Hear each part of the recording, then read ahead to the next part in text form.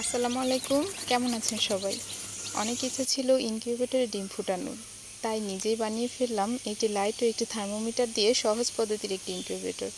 YouTube থেকে জেনেছিলাম ডিম ফুটানোর জন্য তাপমাত্রা রাখতে হয় 37.7 ডিগ্রি সেলসিয়াস এবং ডিম দিনে 3 থেকে 4 ঘন্টা পর পর উল্টে দিতে হয়।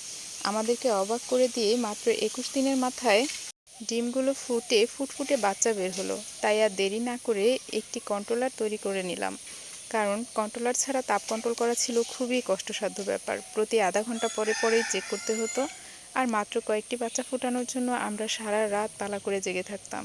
তবে বাচ্চাগুলো দেখে সেই কষ্ট আনন্দের রূপ নিয়েছিল। এত সুন্দর ফুটফুটে বাচ্চা হয়েছিল যেগুলো সারাদিন দেখতেও ভালো লাগতো, এবং তাদের সাথে মুরগি দিয়ে তাপ দেওয়া কিছু বাচ্চাও দিয়ে দিই, যাতে সবগুলো বাচ্চাকে আমরা একসাথে রাখতে পারি। এই বাচ্চাগুলো যেমন সুন্দর ছিল, তেমনি তাদের প্রতি মায়াও ছিল অনেক বেশি। ওদেরকে নিয়ম করে লেবুর রস, কাঁচা হলুদ বাটা ও পাকিস্তানি পাতার রস দিয়ে পানি দিতাম নিয়ম করে। আলহামদুলিল্লাহ, ওরা দেখতে বেশ স্বাস্থ্যবান ছিল।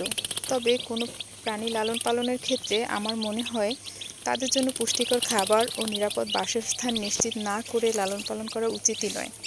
কারণ আমাদের অনেক পছন্দের বাচ্চাগুলোকে আমরা হারিয়েছি শুধু ওদের বাসস্থানের জন্য।